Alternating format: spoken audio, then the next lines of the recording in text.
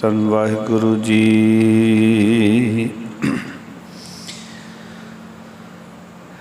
ਕਵਨ ਵਡਾਈ ਕਹਿ ਸਕੂੰ, ਬੇਅੰਤ ਗੁਣੀਤਾ।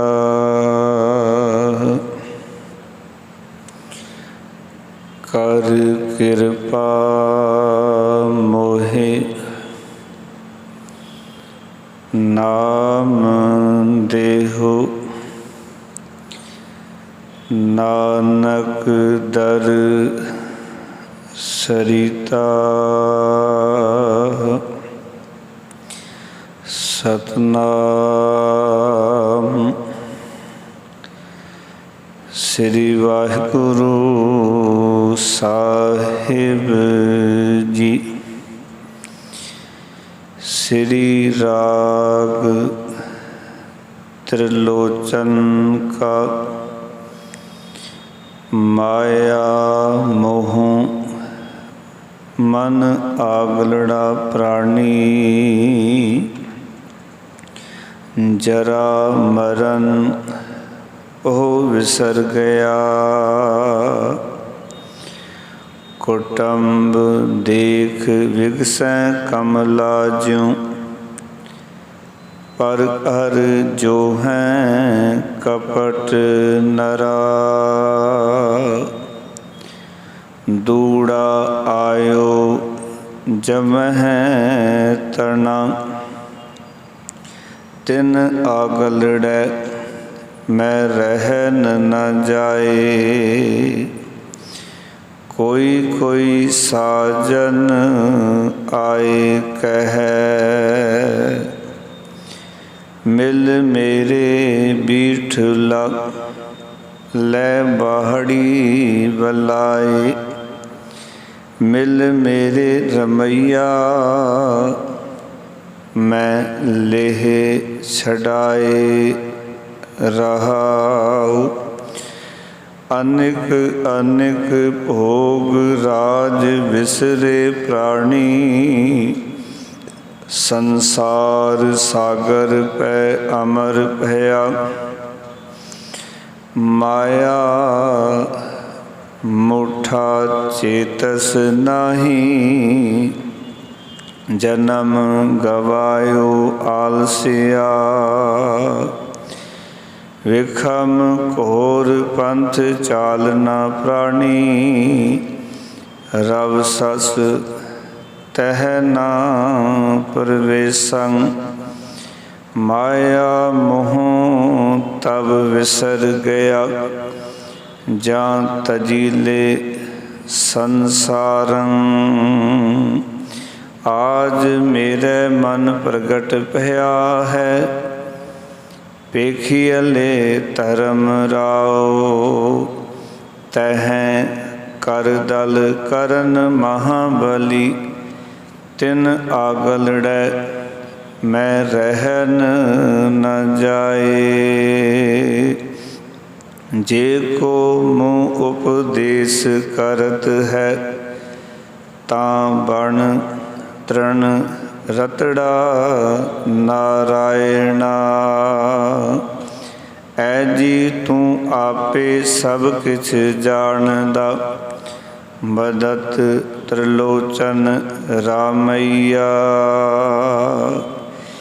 जे को मुँह उपदेश करत है, तां बण तृण रतड़ा नारायणा। ऐ जी तू आपे सब किछ जानदा, बदत त्रिलोचन रामैया। वाहिगुरु जी का खालसा, वाहिगुरु जी की फतेह। धन धन साहिब श्री गुरु ग्रंथ साहब महाराज जी की पावन पवित्र पाक हजूरी विच सुभाईमान होए बैठे सतसंगी जनों, ਸਤਿਗੁਰਾਂ ਨੇ ਕਿਰਪਾ ਕੀਤੀ। ਸੰਧਿਆ ਵੇਲੇ ਗੁਰੂ ਮਹਾਰਾਜ ਜੀ ਦੀ ਪਾਵਨ ਹਜ਼ੂਰੀ ਦੇ ਵਿੱਚ ਜੁੜ ਬੈਠਣ ਦਾ ਸੁਭਾਗ ਸਮਾਂ ਪ੍ਰਾਪਤ ਹੋਇਆ ਹੈ। ਆਪ ਸਰਬਤ ਸੰਗਤਾਂ ਦੇ ਉਦਮ ਸਦਕਾ ਗੁਰੂ ਮਹਾਰਾਜ ਜੀ ਦੀ ਅਸੀਮ ਕਿਰਪਾ ਸਦਕਾ ਭਗਤਾਂ ਦੀ ਬਾਣੀ ਦੀ ਲੜੀਵਾਰ ਵਿਚਾਰ ਆਰੰਭ ਕੀਤੀ ਹੈ। ਜਿਵੇਂ ਰਾਗਾਂ ਦੇ ਵਿੱਚ ਭਗਤਾਂ ਦੀ ਬਾਣੀ ਦਰਜ ਹੈ, ਇਸ ਨੂੰ ਆਪਾਂ ਲੜੀਵਾਰ ਵਿਚਾਰਾਂਗੇ। ਪਿਛਲੇ ਦੀਵਾਨਾਂ ਵਿੱਚ ਸ੍ਰੀ ਰਾਗ ਦਾ ਪਹਿਲਾ ਸ਼ਬਦ ਭਗਤ ਕਬੀਰ ਸਾਹਿਬ ਜੀ ਦਾ ਉਚਾਰਨ ਕੀਤਾ ਹੋਇਆ ਉਸ ਦੀ ਵਿਚਾਰ ਕੀਤੀ।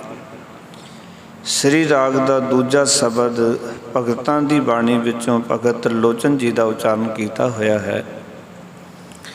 ਪਾਵਨ ਅੰਕ 92 ਦੇ ਉੱਤੇ ਪਾਓ 92 ਅੰਕ ਦੇ ਉੱਤੇ ਇਹ ਦਰਗਾਹੀ ਬੋਲ ਦਰਜ ਹਨ। ਆਓ ਪਾਵਨ ਵਿਚਾਰਾਂ ਦੇ ਨਾਲ ਜੁੜਨ ਤੋਂ ਪਹਿਲਾਂ ਮਨੋਬਿਰਤੀਆਂ ਇਕਾਗਰ ਕਰੋ।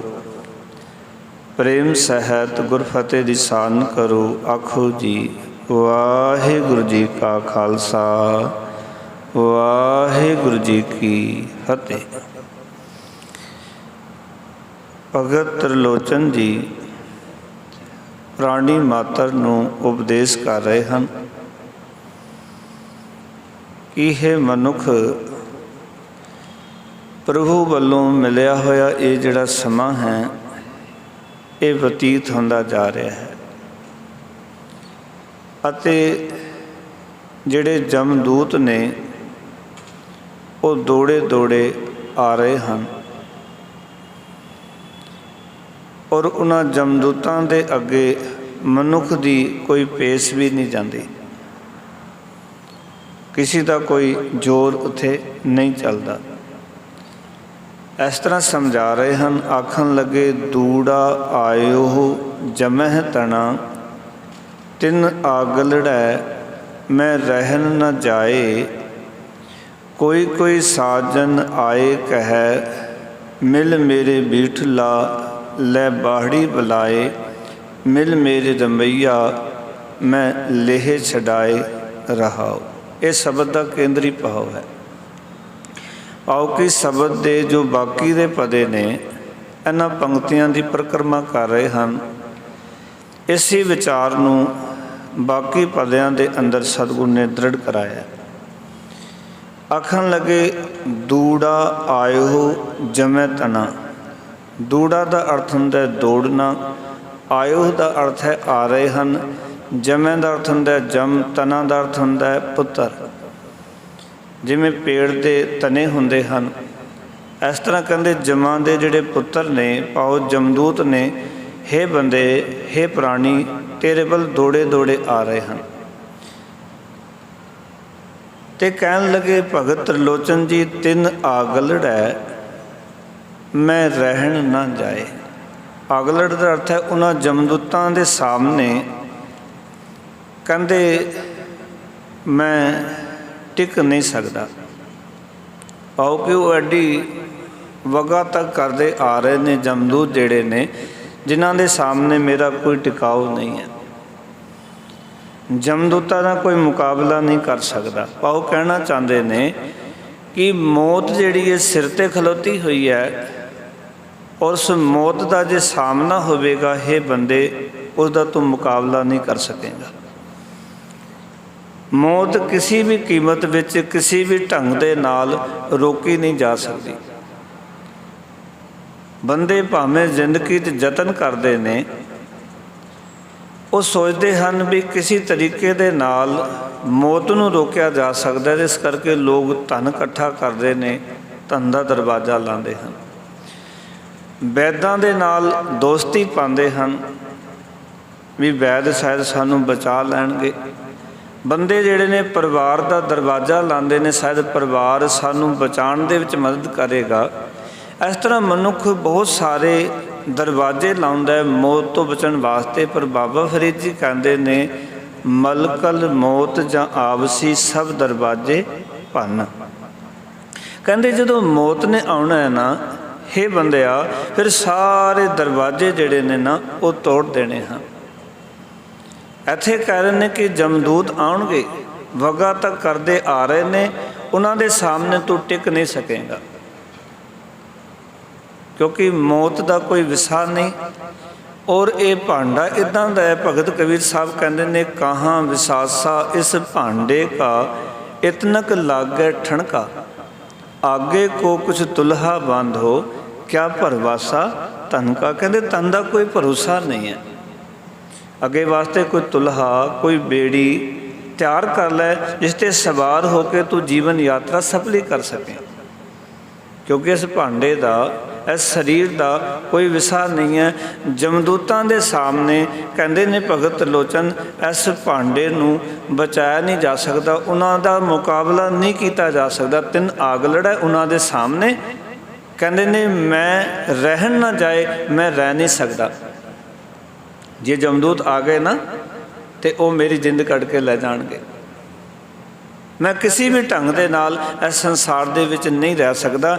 ਇਸ ਕਰਕੇ ਅਗਲੇ ਬਚਨ ਕੀਤੇ, ਕੋਈ ਕੋਈ ਸਾਜਨ ਆਏ ਕਹਿ, ਕਹਿੰਦੇ ਕੋਈ ਕੋਈ ਸੰਤ ਜਨ ਔ ਕਿ ਕੋਈ ਵਿਰਲਾ ਗੁਰਮੁਖ ਜਨ ਆ ਕੇ ਰੱਬ ਦੇ ਚਰਨਾਂ ਵਿੱਚ ਮਨੁੱਖਾ ਜਨਮ ਲੈ ਕੇ ਬੇਨਤੀ ਕਰਦਾ ਹੈ।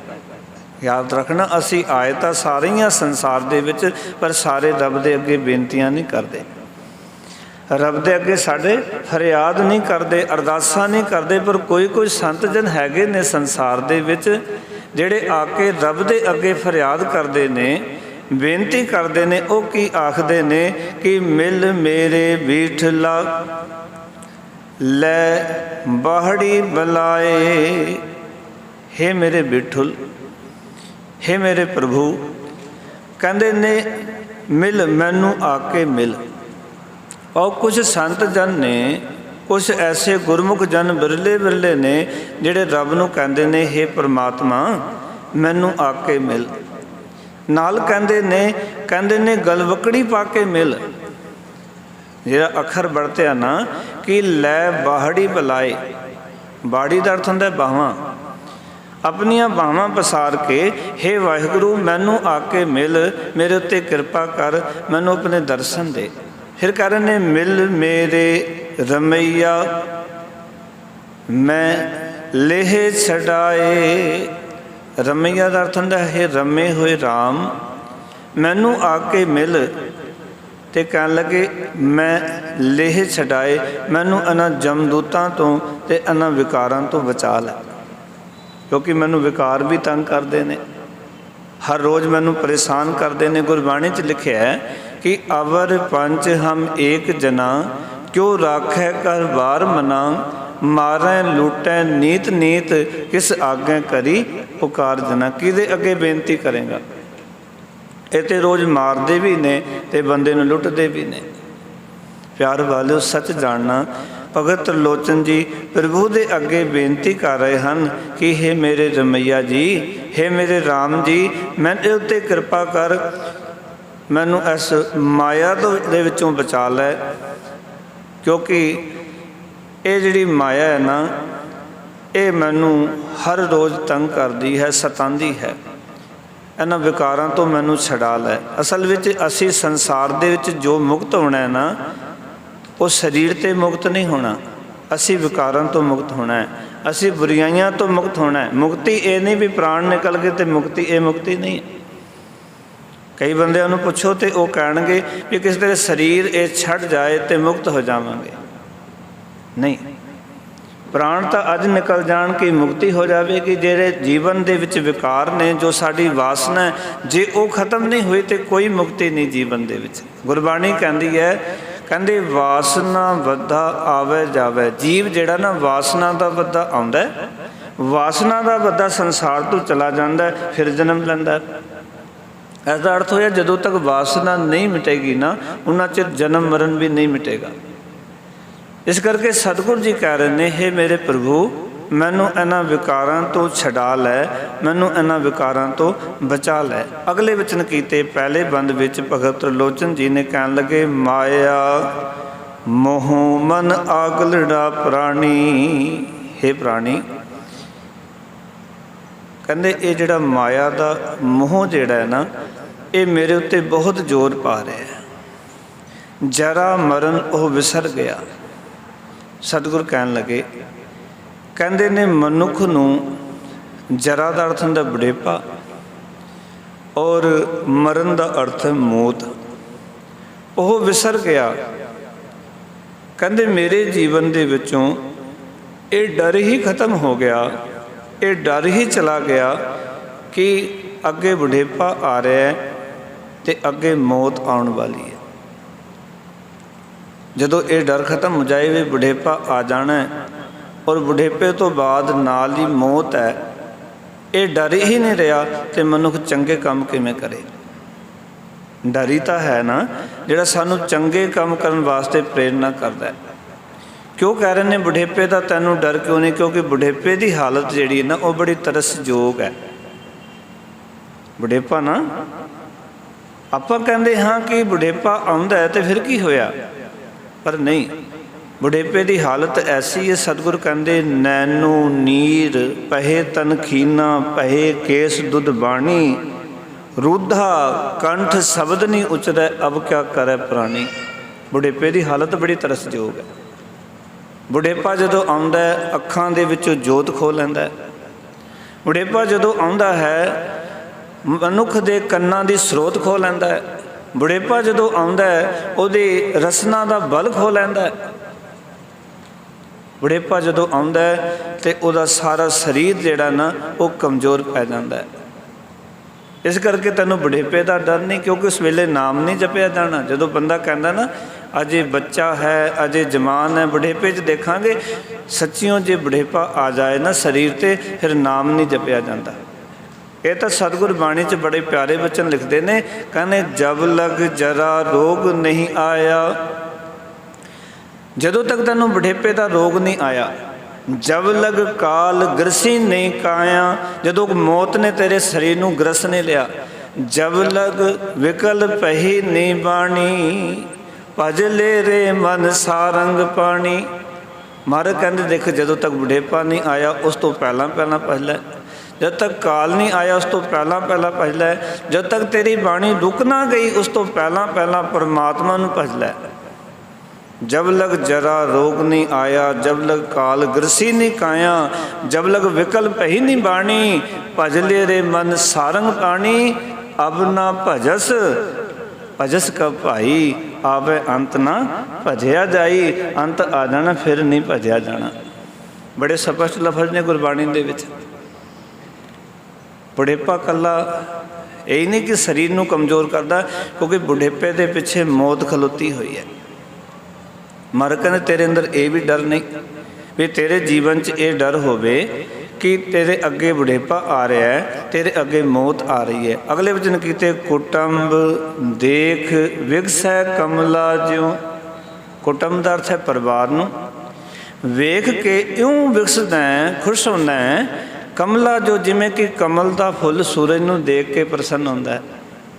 ਤੂੰ ਆਪਣੇ ਪਰਿਵਾਰ ਨੂੰ ਵੇਖ ਕੇ ਇੰਝ ਖਿੜਦਾ ਹੈ, ਇੰਝ ਖੁਸ਼ ਹੁੰਦਾ ਹੈ ਜਿਵੇਂ ਕਮਲ ਦਾ ਫੁੱਲ ਸਵੇਰ ਜਦੋਂ ਸੂਰਜ ਚੜ੍ਹਦਾ ਹੈ ਨਾ, ਸੂਰਜ ਨੂੰ ਦੇਖ ਕੇ ਕਮਲ ਦਾ ਫੁੱਲ ਖੁਸ਼ ਹੁੰਦਾ ਹੈ। ਇਸ ਤਰ੍ਹਾਂ ਤੂੰ ਆਪਣੇ ਪਰਿਵਾਰ ਨੂੰ, ਇਸ ਕੁਟੰਬ ਨੂੰ ਦੇਖ ਕੇ ਖੁਸ਼ ਹੁੰਦਾ ਹੈ। ਸਤਿਗੁਰ ਕਹਿਣ ਲੱਗੇ, ਪਰ ਹਰ ਜੋ ਹੈ ਕਪਟ ਨਰਾ।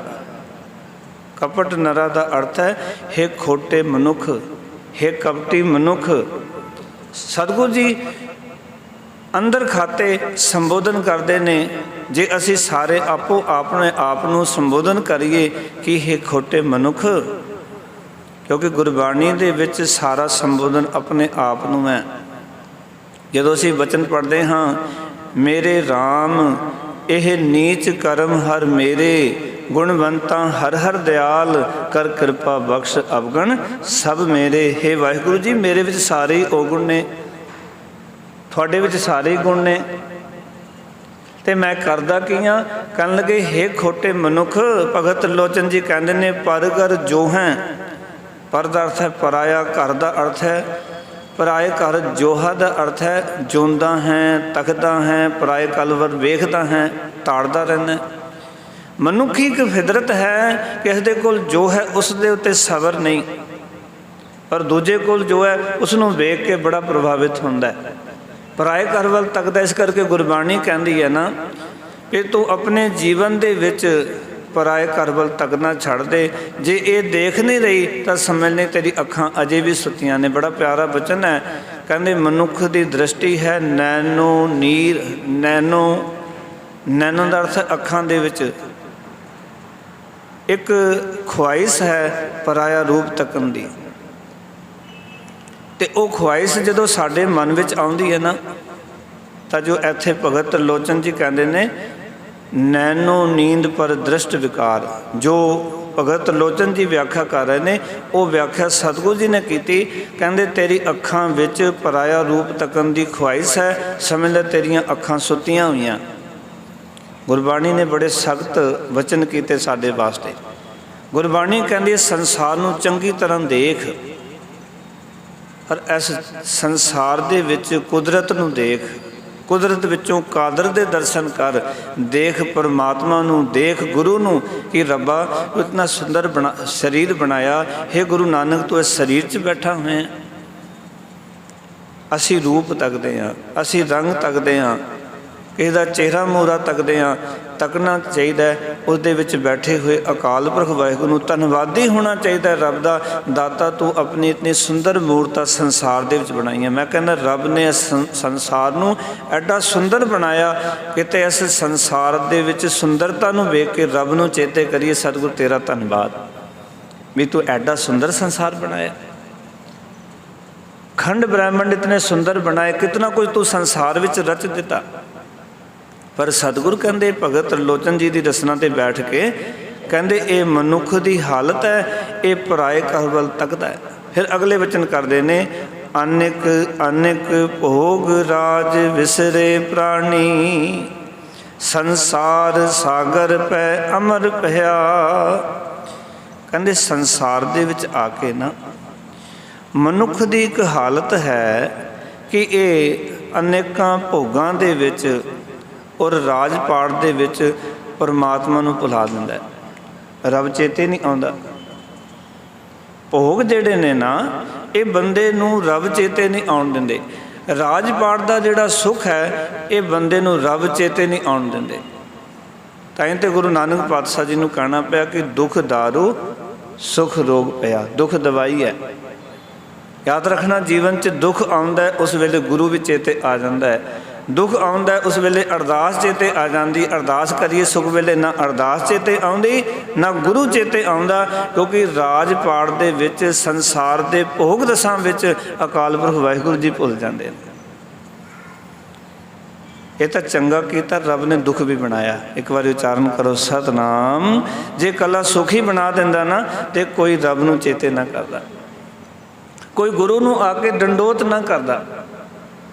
ਜੇ ਅਸੀਂ ਡੰਡੋਤ ਕਰਦੇ ਹਾਂ ਨਾ, ਜੇ ਸਤਿਗੁਰ ਦੇ ਚਰਨਾਂ 'ਚ ਪਿਆਰਿਓ ਨਮਸਕਾਰ ਕਰਦੇ ਹਾਂ, ਉਸ ਦਾ ਇੱਕ ਕਾਰਨ ਹੈ ਕਿਉਂਕਿ ਮੇਰੇ ਰੱਬ ਨੇ ਕਿਰਪਾ ਕੀਤੀ, ਸੁੱਖ ਬਣਾਇਆ, ਉਹਦੀ ਜੋੜੀ ਬਣਾ ਦਿੱਤੀ, ਨਾਲ ਦੁੱਖ ਵੀ ਬਣਾ ਦਿੱਤਾ।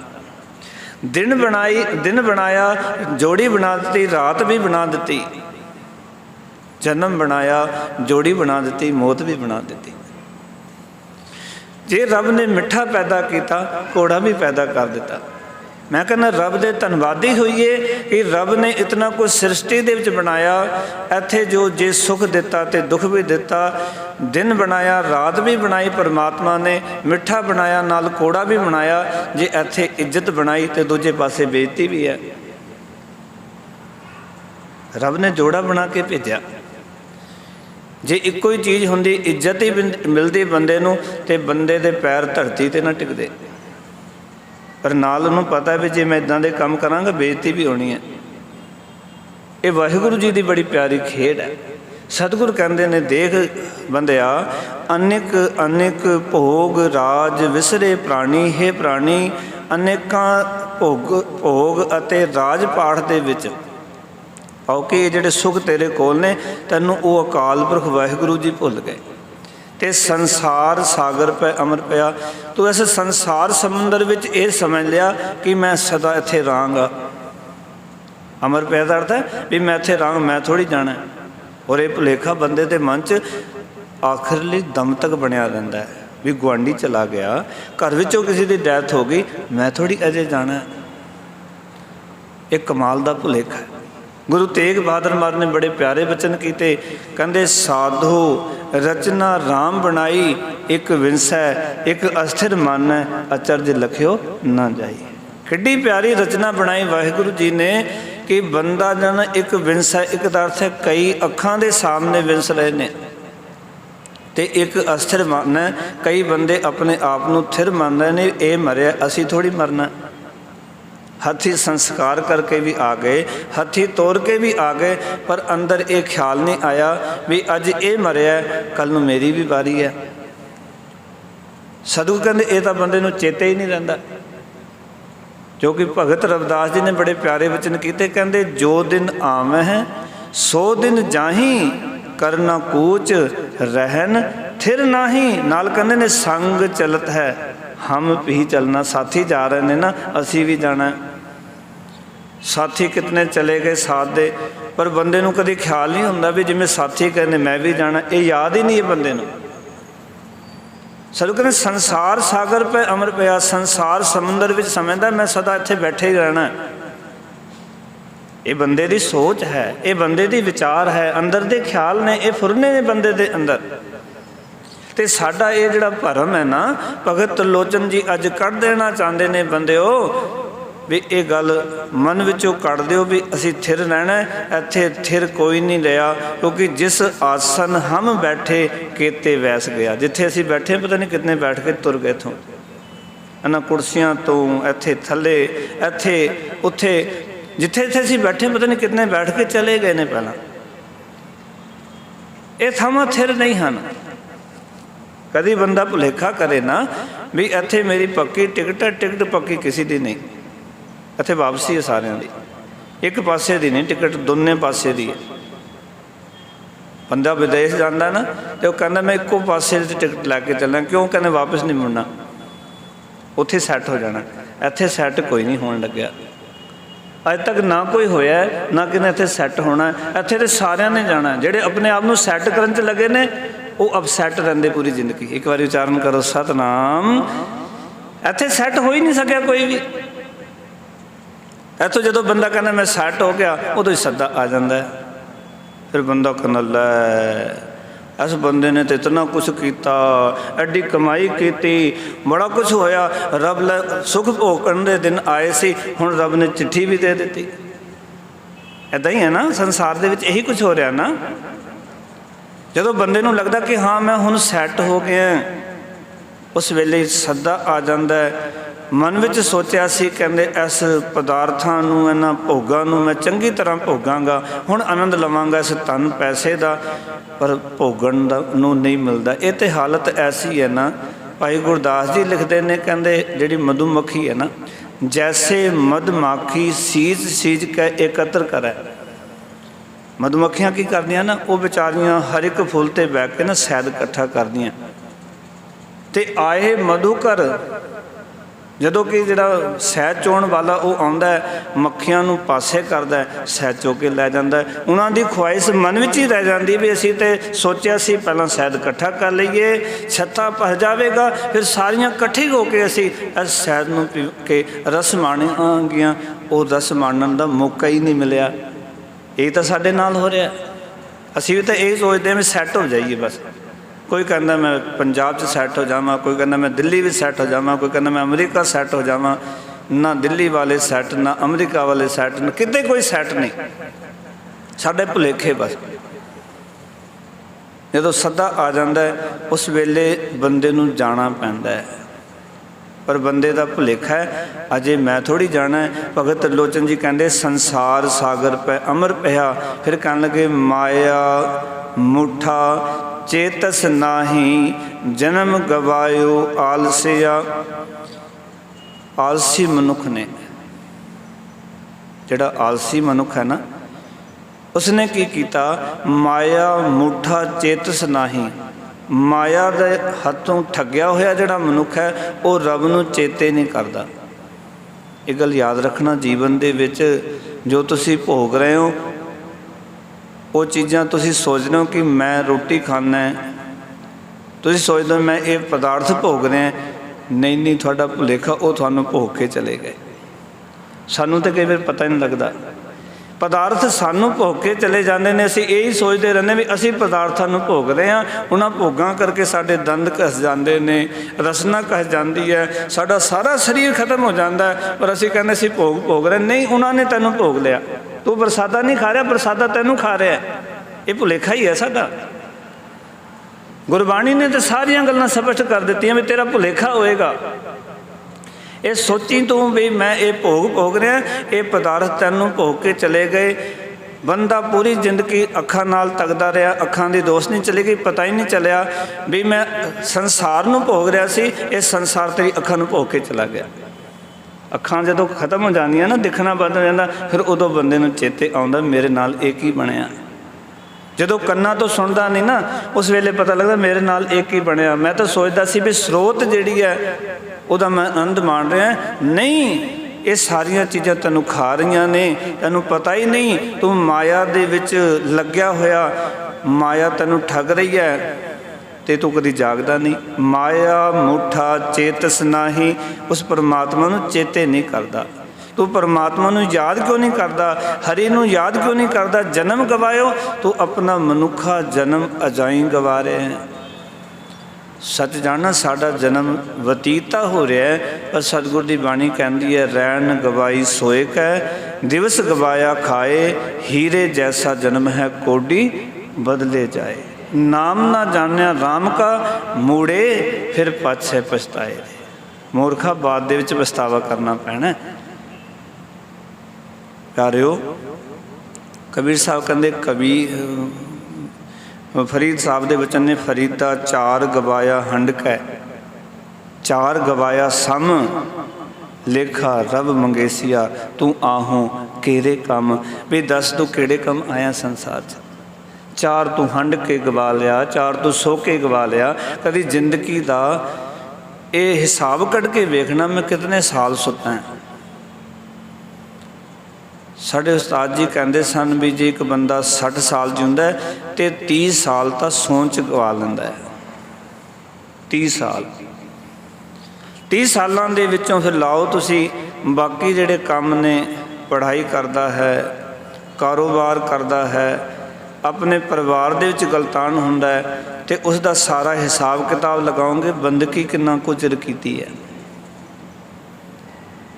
देखो ना अपनी जिंदगी का कितना समा सी चंगे कामां नूं दिता है। 30 साल सौण चले गए, बचे 30 साल, जे 60 साल की उम्र है, उन्होंने 30 सालों में असीं कितना को चंगा कर रहे हैं। क्यों? गुरु नानक पातशाह एक नगर विच जाते ने, तो भाई मरदाना जी पुछते ने, गुरु साहब जी इस नगर दे विच कोई जवान नहीं हुंदा? कहते भाई मरदानिया क्यों? कहते सच्चे पातशाह मैं कबर विच दर्शन किए ने, इत्थे 11 साढ़े 11 साल तो उत्ते किसी की उम्र ही नहीं। महाराज कहते फिर ये तो सवाल खड़ा हुंदा है, एक कम कर तू नगर विच जा, उत्थे जाके पता लगना ना भी बंदे कितनी कितनी उम्र दे ने थे। महाराज तुसी दस दो, मैं क्यों दसा जा। सतगुरु जी छेती करके दसदे नहीं सी। जदों भाई मरदाना सवाल करते सी ना, क्योंकि सवाल एवें कोई करे नाल जवाब दे दो, गल बनती नहीं जब तक उसके अंदर पूरी लालसा ना पैदा होवे पुछण दी। कोई सवाल किया उस वेले जवाब मिल जाए ना, तो वह सवाल भुल जाता है बाद के अंदर।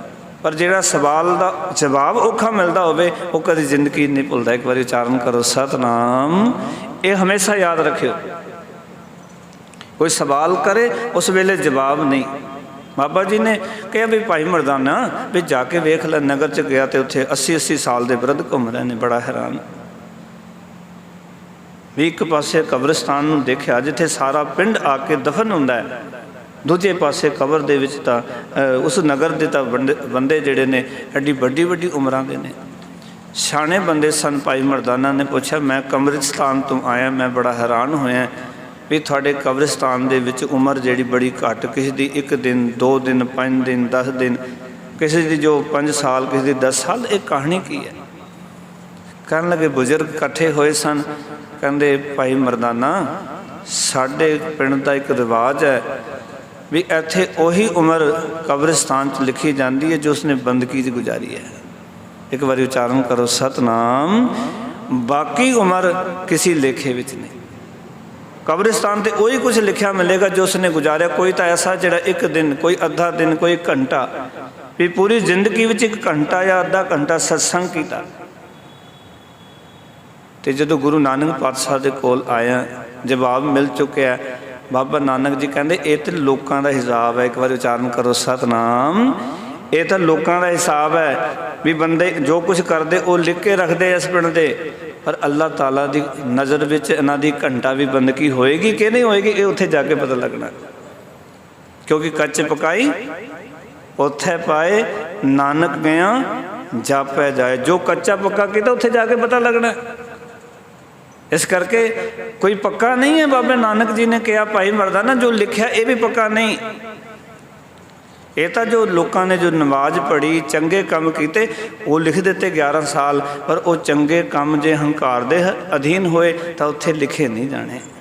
इत्थे तो लिखे गए कबर देते। सच है। गुरु साहब कहते देख तू की कर रहे हैं, कहते तू इत्थे माया दे विच गलतान है, अपने जन्म नूं गवा रहे हैं। फिर कहन लगे विखम घोर पंथ चालना प्राणी। कहते हे प्राणी, विखम घोर पंथ, ਇਹਦਾ अर्थ है कि ढाडे हनेरे वाला रास्ता, जिस रस्ते ते बहुत घुप हनेरा है ते उस रस्ते ते जाना है। विखम घोर पंथ चालना प्राणी, साडा रस्ता की है जिथे कि हनेरा है, उस रस्ते का सानू पता नहीं ना। संसार के रस्ते तो असीं चेते कर लांगे, पर जिथे अंत आत्मा ने जाना है इस शरीर के निकलन तो बाद, वो रस्ता की सानू नहीं पता ना। वो तो घोर हनेरे वाला डाढ़ा राह है। कहते रब सस तैन ना प्रवेशं। कहते ने रब ते सस, सूरज ते चंद्रमा की जिथे कोई दखल अंदाजी नहीं है, उत्थे वो भी रोशनी नहीं दे सकते। इसका अर्थ ये है कि हे बंदे, भगत लोचन जी कहते ना तैनू दिने सुरत आउंदी है ना तैनू रात सुरत आउंदी है कि उस औखे मार्ग ते जाना है। एक बड़ा प्यारा बचन है साहिबां दा। सतगुरु कहते ज्ञान ध्यान किस कर्म ना जाना, नाहन निर्मल करनी, साध संगत के अंचल लाभो विखम नदी जाए तरनी। नदी बड़ी औखी हो, बड़ा कोहर अंधकार वाला रास्ता है, वो सौखा नहीं है।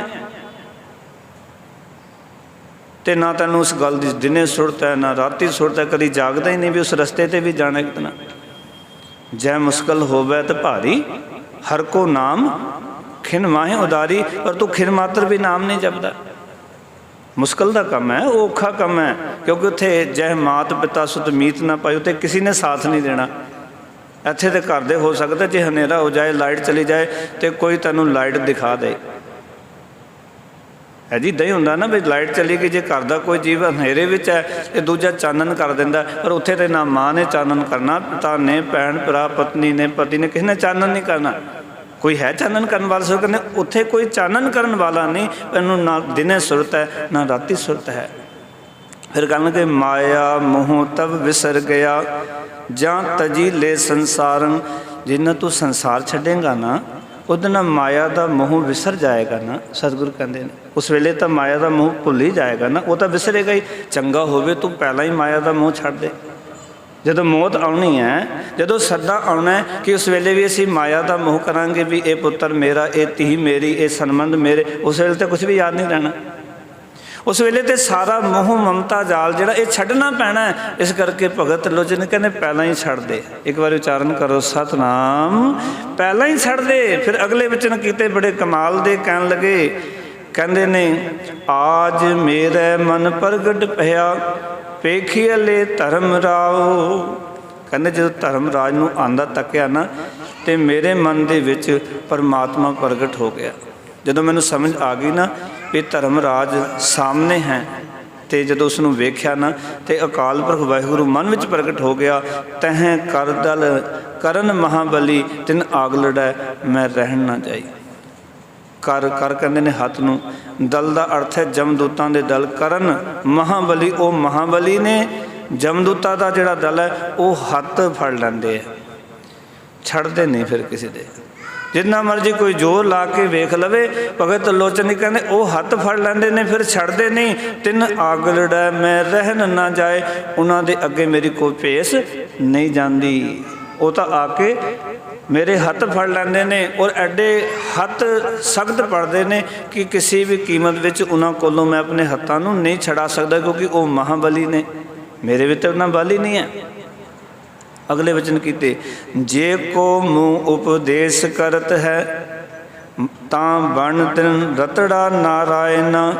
ਹੇ ਨਾਰਾਇਣ, ਜੇ ਕੋਈ ਗੁਰਮੁਖ ਮੈਨੂੰ ਉਪਦੇਸ਼ ਕਰਦਾ ਹੈ ਤਾਂ ਬਣ ਤਰਨ ਰਤੜਾ, ਕਹਿੰਦੇ ਉਹ ਬਣ ਤਰਨ ਰਤਾ ਹੋਇਆ ਅਕਾਲ ਪੁਰਖ ਵਾਹਿਗੁਰੂ ਮੈਨੂੰ ਨਜ਼ਰ ਆਉਂਦਾ ਕਿ ਵਾਹਿਗੁਰੂ ਤਾਂ ਸਾਰੇ ਪਾਸੇ ਸਮਾਇਆ ਹੋਇਆ। ਜਦੋਂ ਮੈਨੂੰ ਕੋਈ ਗੁਰਮੁਖ ਸੱਜਣ ਰੱਬ ਦਾ ਪਿਆਰਾ ਉਪਦੇਸ਼ ਕਰਦਾ ਤਾਂ ਮੈਨੂੰ ਇਹ ਸੋਝੀ ਆਉਂਦੀ ਹੈ। ਤੇ ਲਾਸਟ ਪੰਕਤੀ ਵਿੱਚ ਕਹਿਣ ਲੱਗੇ, ਐ ਜੀ ਤੂੰ ਆਪੇ ਸਭ ਕੁਛ ਜਾਣਦਾ।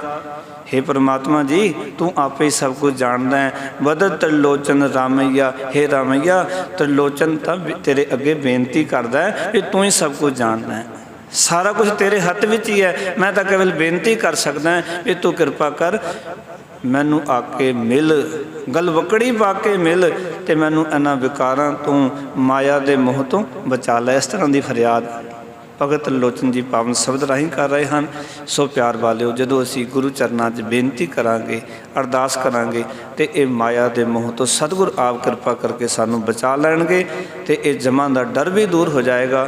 फिर कह सकांगे कि ये लोग सुखी है पर लोग सवेले नानक हर पाओ आपे मिले। सारिਆਂ ਦਾ ਧੰਨਵਾਦ जी। आयां नूं फतेह दी सान करो आखो जी। वाहिगुरू जी का खालसा, वाहिगुरू जी की फतेह।